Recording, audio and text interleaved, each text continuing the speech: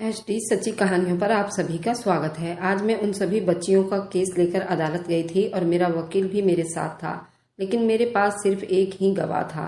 अब मैं ये सोच रही थी उन सभी बच्चियों की गवाही कैसे ली जाए। ना ही उन बच्चियों का मुझे नाम पता था, ना ही घर का पता था। मुझे मेरे वकील ने कहा ऐसे काम नहीं चलेगा, उन सभी बच्चियों की गवाही चाहिए, एक गवाही से काम नहीं बनेगा। वकील ने कहा तो मैं उन सभी बीते हुए परिस्थितियों से गुजरने लगी। ये कुछ 2 साल पहले की बात है। मैं अपने बहन भाइयों में सबसे बड़ी थी। मुझसे छोटे और भाई भी थे और सबसे छोटी 13 साल की बहन थी। वो बहुत खूबसूरत, बिल्कुल कोरियन डॉल लगती थी। हम सब उसे डॉली कहते थे। जब मेरी शादी हुई तो वो बिल्कुल डॉल जैसी लग रही थी। सबकी नजरों की ताक उसी के ऊपर बनी हुई थी। मेरी बहन की दूधिया रंगत और ब्राउन बाल, 13 साल की उम्र में भी वो इतनी खूबसूरत थी कि जो उसे देखता अपनी आंखें झपकना भूल जाता था। उसकी शरीर की बनावट बिल्कुल डॉल की तरह थी, इसलिए देखने में कोई 14-15 बरस की लगती थी, लेकिन थी बेहद खूबसूरत और मासूम। उसे दुनिया की कोई खबर ही नहीं थी। हम सब बहन भाइयों की लाडली थी। हमने उसे अपने हाथ का छल्ला बनाकर रखा हुआ था। लेकिन मेरी शादी क्या हुई। मेरी छोटी बहन पर परीक्षाओं का दौर शुरू हो चुका था। मेरी शादी के कुछ दिनों के बाद ही एक दिन मुझे मेरी मम्मी का फोन आया। कहने लगी वर्षा अभी तक स्कूल से वापस नहीं आई है। उस टाइम शाम हो चुकी थी। ये खबर सुनते ही मैं बेहद परेशान हो गई। ऐसा तो पहले कभी नहीं हुआ था। वर्षा घर के करीब स्कूल में ही पढ़ती थी, कहाँ जा सकती थी। मेरा दिल बेचैन सा होने लगा था। मेरी माँ रोए जा रही थी। मैं बेहद परेशान सी हो गई थी। मेरे ससुराल में पति के अलावा एक देवर भी था जो अभी कॉलेज से वापस नहीं आया था। मैंने अपनी सास को अपनी परेशानी बताई तो उन्होंने भी मुझे अपने माँ के पास जाने की परमिशन दे दी थी। मैं अपने देवर के साथ ही रिक्शे में मायके पहुंची थी। मेरी माँ का रो रो कर बुरा हाल था। शाम का अंधेरा छा चुका था। अब तो बात मोहल्ले में फैल चुकी थी। अब मोहल्ले वाली औरतें हमारे घर में मौजूद थी। जितने मुंह उतनी बातें थी। कोई कुछ कह रहा था, कोई कुछ कह रहा था अगवा हो गई होगी। कोई कहने लगा आजकल कम उम्र में लड़कियां मोहब्बत के जाल में फंसकर घर से भाग जाती हैं, फिर शादी और पति के साथ ही घर लौटती हैं। मम्मी पहले से ही रोई जा रही थी। मेरे पापा और दोनों भाई वर्षा को ढूंढने गए हुए थे। हमारे घर पर तो जैसे कयामत ही टूट पड़ी थी। मेरे अपने आंसू नहीं रुक रहे थे। मैं दिल में वर्षा के लौट आने की प्रार्थनाएं कर रही थी। रात का अंधेरा पूरा छा चुका था। पड़ोसी भी अपने घर वापस लौट चुके थे। मेरे माँ बाप, भाई बहन भी थक हार कर वापस घर आ चुके थे। वे गर्दन झुकाए बैठे थे। मैंने कहा कि हमें पुलिस की मदद लेनी चाहिए। मेरी बात पर भाई कहने लगा कि हम पुलिस के पास गए थे। उनका कहना है अक्सर लड़कियां खुद घर से भाग जाती हैं, शादी कर लेती हैं और दौड़ हम पुलिस वालों की लग जाती है। मैंने कहा वह पुलिस वाला क्या पागल है। वर्षा तो अभी सिर्फ 13 साल की है। मेरी बात सुनकर मेरा दूसरा भाई गुस्से से कहने लगा आजकल उम्र की कैद नहीं होती। हमने खुद स्कूल के कैमरे में देखा है। स्कूल से कुछ दूर के फासले पर एक बाइक खड़ी थी। वह खुद एक बाइक वाले के साथ बैठी थी, लेकिन वह जगह ऐसी थी जहां कैमरे की आखिरी हद थी, इसलिए ठीक से कुछ भी निशानदेही नहीं हो पाई थी कि वह किसके साथ गई थी। लेकिन ये सब ने देखा है कि वह अपनी मर्जी से एक बाइक पर बैठकर गई थी। इस खबर ने तो एक तूफान सा मचा दिया था। सब लोगों को लग रहा था वर्षा खुद किसी लड़के के साथ बाइक पर बैठी देखी गई थी, इसलिए घर से भाग गई है। लेकिन मेरा इस बात पर दिल नहीं मान रहा था। वह तो बेहद मासूम सी थी। उसने तो आज तक मुझसे कभी ऐसी कोई बात नहीं बताई थी। वह मुझसे कुछ भी नहीं छुपाती थी।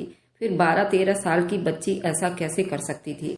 हम सब की वे रात बड़ी खतरनाक गुजारी थी। एक रात ही काफी होती है एक लड़की की बदनामी उठाने के लिए। चाहे उम्र के जिस हिस्से में भी हो, बदनामी हो ही जाती है। रात भर मेरे पति की भी मुझे फोन आते रहे। कहने लगे वह जब से ऑफिस से लौट कर आए हैं वह बुखार में पड़े हुए हैं, इसलिए मेरे पास नहीं आ सके। लेकिन वो मुझे बार बार डॉली के बारे में पूछ रहे थे कि वह घर पहुंची कि नहीं। इस तरह पूछते हुए वे भी वहां पहुंच गए। उन्हें बहुत तेज बुखार था। उसके बावजूद वो मेरे भाइयों से कहने लगे हमें यूं हाथ पर हाथ धरे नहीं बैठना चाहिए, अपनी बच्ची के लिए कोशिश करनी चाहिए। लेकिन मेरे बाप और भाई बस उस वीडियो को देखकर ही इस बात पर यकीन कर बैठे थे डॉली अपनी मर्जी से किसी के साथ भाग गई है। मेरी माँ के आंसू भी अब खुश्क हो गए थे। वह दोपहर के वक्त हमारी गली में एक शोर सा मचा था। जब बाहर निकलकर देखा गया तो होश ही उड़ गए थे। सामने से वर्षा उजड़ी हुई हालत में रोते हुए घर की तरफ चली आ रही थी।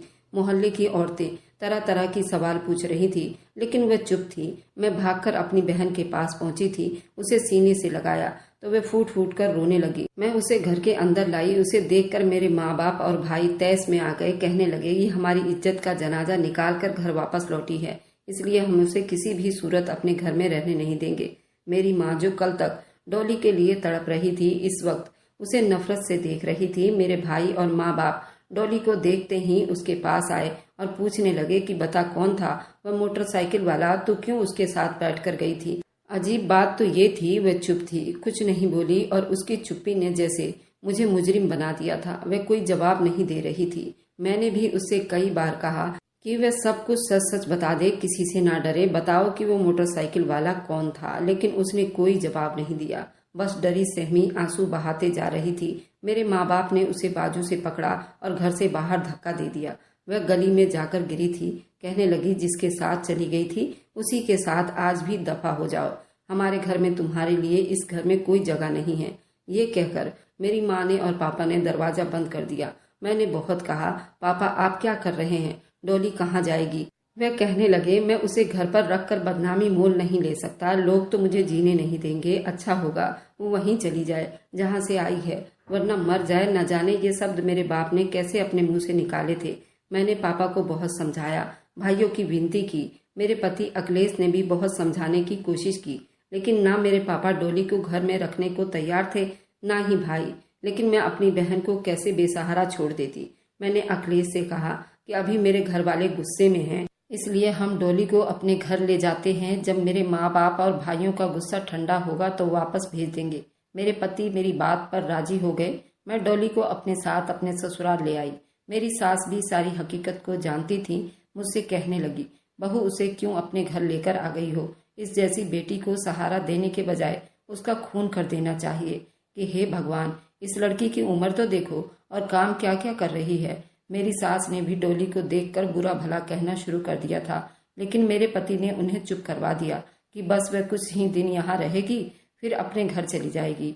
इसलिए मैं चाहता हूँ कुछ दिन आप चुप ही रहो। मेरी सास ये सुनकर मुंह बटोरने लगी, अपने कमरे में चली गई। मैंने डॉली को अपने कमरे में ही रखा। अखिलेश अपने छोटे भाई के साथ ही रहे। मैं डॉली से पूछने की हर मुमकिन कोशिश कर डाली, लेकिन उसने अपने जुबान सी लिए थे। नहीं बताया कि नहीं बताया।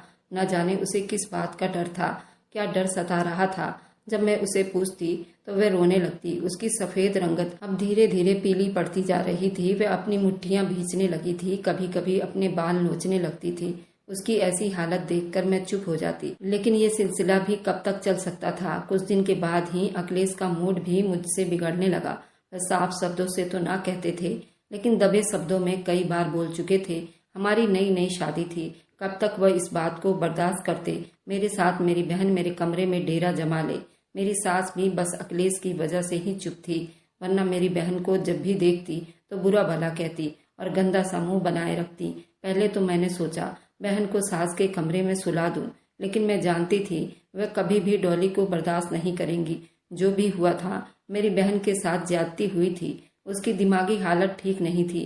मेरी सास की चुपती बातें उसे और ज्यादा दिमागी परेशानी में डाल रहा था। इसलिए मैं ये सोचकर परेशान थी, डॉली को रखूं कहाँ। मेरे ससुराल में बस 3 ही कमरे थे। एक मेरी सास का था, एक अखिलेश का और एक मेरे देवर मनोज का। 18 साल का लड़का था, कॉलेज में पढ़ता था। उसके अलावा घर में बस एक स्टोर रूम था, जहाँ घर का फालतू सामान रखा जाता था। मैं डॉली को वहाँ कैसे रख सकती थी। जब से मैं उसे अपने घर लाई थी, वह पल पल मेरे साथ ही रहती थी। एक पल भी मुझसे दूर होने को तैयार नहीं थी, और मैं ये तक नहीं जानती थी वह अलग जगह सोने को तैयार होगी भी या नहीं। कुछ दिन इसी टेंशन में बीत गए थे, लेकिन उसके बाद तो अखिलेश ने एक दिन मुझसे साफ कह दिया कि अपने घर वालों से बात करो, डॉली कब तक यहाँ रह सकती है। मैंने अपनी माँ से बस कुछ दिन का ही कहा था। वह रोज मुझसे पूछती थी, बहू तुम्हारी बहन अपने घर वापस कब जाएगी। मैंने सोचा कि शायद पापा और भाइयों का गुस्सा कुछ शांत हुआ होगा, तो मैंने उनसे बात की डॉली को अपने पास बुला ले। लेकिन जैसे ही मैं ये बात अपनी माँ से कही तो उन्होंने कहा कि जहर देकर मार डालो डॉली को, वरना तेरे बाप भाई उसका गला घोंट कर मार डालेंगे। ये कहकर मम्मी ने फोन काट दिया। मैं बेहद परेशान थी, क्या करूं, कैसे अपनी बहन को बेसहारा छोड़ दूं। लेकिन मैं करती भी तो क्या करती। एक दिन मैंने स्टोर रूम का जायजा लिया। वह काफ़ी छोटा सा कमरा था। मैंने अपने देवर को अपने साथ लिया और फालतू कूड़ा कबाड़ा बाहर फेंक दिया। कमरे में जमीन पर ही एक बिस्तर बिछा दिया।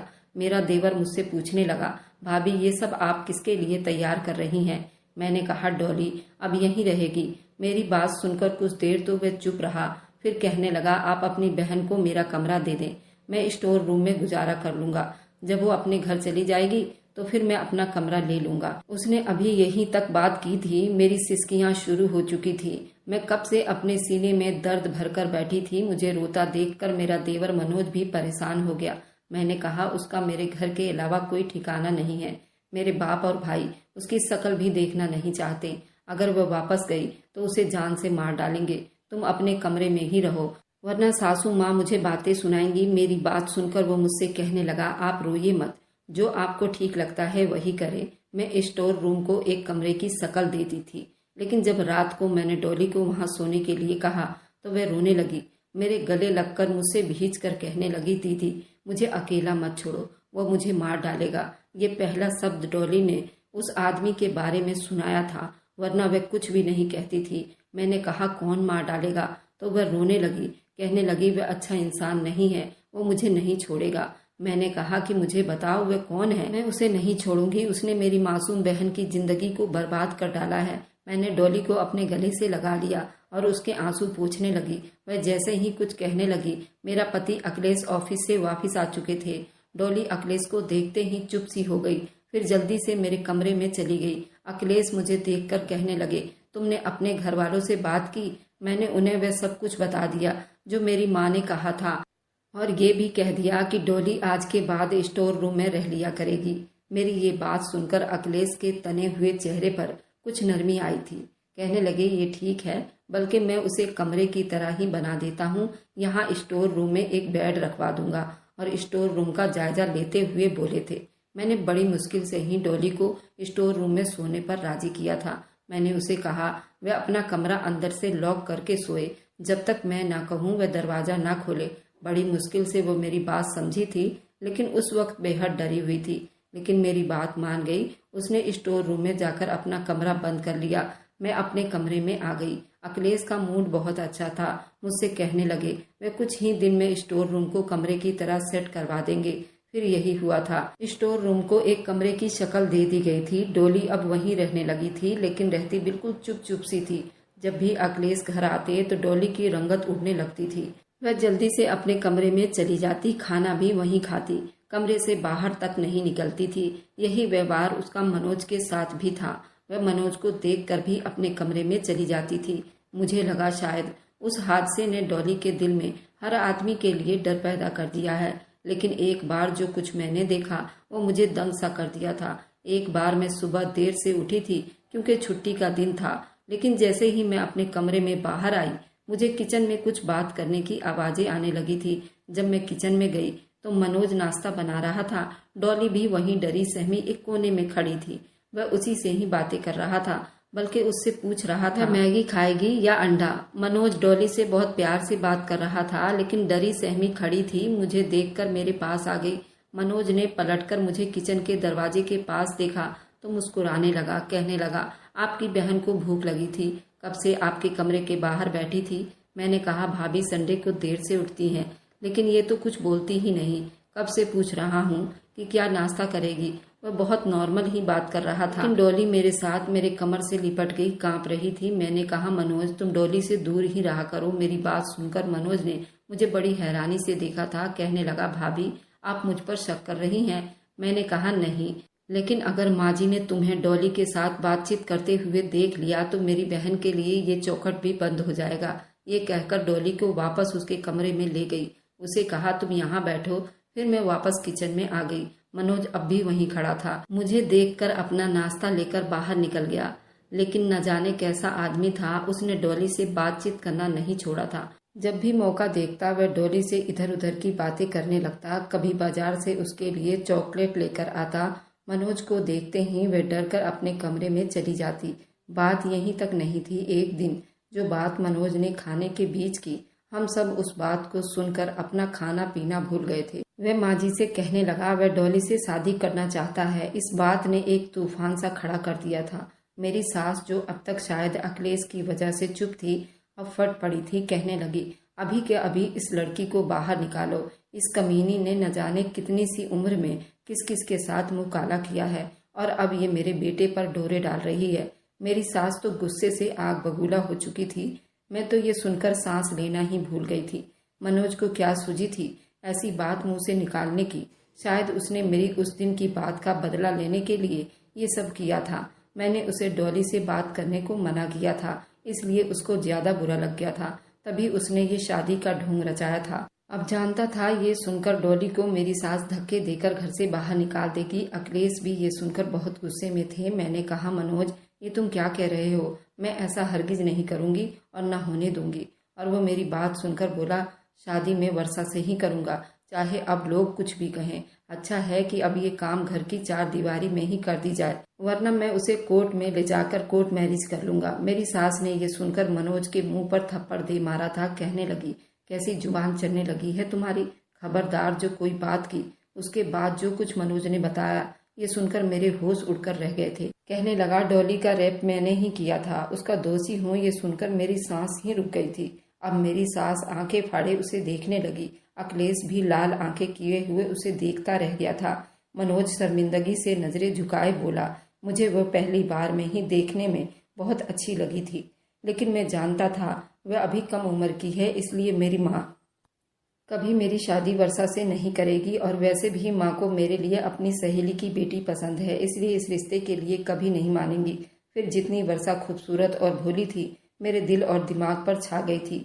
उन दिनों मुझ पर न जाने क्या भूत सवार था। मुझे वर्षा के अलावा कुछ नहीं सूझता था। इसलिए एक दिन मैं उसके स्कूल से कुछ फासले पर बाइक लेकर खड़ा हो गया। जैसे ही वो वहां से निकली, मैंने झूठ कहा, तुम्हारी दीदी की तबीयत बहुत खराब है, तुम्हें बुला रही है, चलो मेरे साथ। ये सुनकर वो मेरे साथ बैठ गई। मैं उसे अपने एक दोस्त के खाली मकान में ले गया। उसे नशे की दवाई दी। वर्षा को बेहोश करके मैं वापस घर आ गया था, ताकि मुझ पर किसी का शक न हो। फिर यही हुआ। कुछ देर के बाद ही भाभी का फोन आ गया कि मैं भाभी को लेकर उनके मायके चला गया। कुछ देर में वहां रुककर वापस वर्षा के पास चला गया। उस वक्त मुझ पर राक्षस सवार हो चुका था, इसलिए मैं उस मासूम पर जरा भी तरस नहीं आया। मैंने उसके साथ रेप किया। वर्षा मेरी विनतियां करती रही और रोती रही, मुझसे माफी मांगती रही, लेकिन मुझ पर तो जैसे शैतान सवार हो चुका था। मैंने उसकी बेबसी का फायदा उठाता रहा और फिर उसे इतना डराया धमकाया, अगर उसने मेरा नाम लिया तो उसे जान से मार डालूंगा। वह छोटी सी थी, इसलिए वर्षा बहुत डर गई। उसके बाद उसे इसी जगह पर बंद करके घर आ गया। बाद में मुझे एहसास हुआ कि जो मैंने किया वह गलत था। मैंने सोचा जब बड़ी होगी तो उसी से शादी कर लूंगा, लेकिन मैं नहीं जानता था उसके घर वाले उसे स्वीकार नहीं करेंगे। वह यहाँ आ गई और मेरे लिए एक परीक्षा बन गई। मैं उससे दूर नहीं रह सकता था। उससे शादी करने के लिए मैं फिर से पाप करूँ। आप मेरी इज्जत से उसके साथ शादी कर दे। मनोज की बातें सुनकर मैं चीखने चिल्लाने लगी। मनोज का कॉलर पकड़कर मैंने उसे बुरी तरह से पीटना शुरू कर दिया। मैंने कहा, क्यों किया तुमने मेरी बहन वर्षा के साथ ये सब? अखिलेश का चेहरा भी गुस्से से सुर्ख लाल हो गया था। मेरी सास अब चुप थी। मैंने कहा कि तुम्हें शर्म नहीं आई ये सब करते हुए? मैं तुम्हें छोड़ूंगी नहीं। मुझे तुम जैसे आदमी से अपनी बहन की शादी नहीं करनी। मैं तुम पर केस करूंगी, तुम्हें जेल भेज दूंगी। वह चुपचाप मार खाता रहा। फिर कहने लगा, मुझसे गलती हो गई है, बेशक आप मुझे जेल भेज दीजिए, लेकिन उससे आपकी इज्जत वापस नहीं आएगी और ना ही उसे कोई अपनाएगा। मुझे अपनी गलती का एहसास हो गया है। मैंने ही उसे जख्म दिया है, अब मैं ही उसे इज्जत दूंगा। वह मेरे सामने हाथ जोड़कर कह रहा था। मेरी सास भी रोने लगी, मनोज को बुरा भला कहने लगी। फिर दूसरे ही दिन वर्षा की शादी मनोज से हो गई। वक्त यूं ही बीतने लगा था, लेकिन एक दिन मुझ पर वह राज भी खुल गया। जब एक दिन मैं बाजार से लौटी थी, मेरी सास सो रही थी। मेरा देवर मनोज घर पर नहीं था। घर के मेन दरवाजे की चाबी मेरे पास थी। मैंने दरवाजा खोला तो मुझे अपने पति अखिलेश और वर्षा की बातें करने की आवाज आने लगी। जब मैं अंदर आई तो अखिलेश उसे कह रहे थे, मुझे बस ये बता दो कि मनोज को ये सब मालूम कैसे हुआ जो मैंने तुम्हारे साथ किया था? तुम्हारा रेप तो मैंने किया था, तुमने उसे ये सब क्यों बताया? उस टाइम मेरे जिस्म से जान निकल गई थी। डॉली डरी सहमी हुई, ना मैं सिर हिला रही थी। अखिलेश उसे यूं बात कर रहे थे जैसे उसे मार ही डालेंगे। जब मुझे अपने पीछे किसी की मौजूदगी का एहसास हुआ, तब मैंने पलट कर देखा तो मनोज खड़ा था। एक नज़र मुझ पर डालकर आगे बढ़ गया और अखिलेश को डॉली से पीछे धकेलने लगा। अखिलेश को शायद मेरे आने का पता हो गया था। मनोज को देखकर डॉली उसके कदमों से जा लगी थी। मनोज, मुझे उस आदमी से बचा लो। डॉली अब भी कांप रही थी। मनोज उसे अपने साथ लगाए बड़ी नरमी से बात कर रहा था। कहने लगा, मैं हूं ना तुम्हारे पास, तुम अब मेरी इज्जत हो, तुम्हें अब किसी से डरने की जरूरत नहीं। अखिलेश की नज़र जब मुझ पर पड़ी तो उनके होश उड़ गए थे। मेरे बहते आंसू देखकर वे समझ गए थे कि मैं सब कुछ जान चुकी हूँ। मनोज ने बहुत गुस्से से अखिलेश से कहा, अगर वह डॉली के आसपास भी नजर आया तो वह खुद से जेल भेज देगा। ये कहकर डॉली को अपने कमरे में ले गया था। अखिलेश मेरे सामने नजर नहीं उठा पा रहा था। मैं वहीं गिरती चली गई। इतने बड़े सदमे के साथ जीना शायद मेरे लिए मरने जैसा था।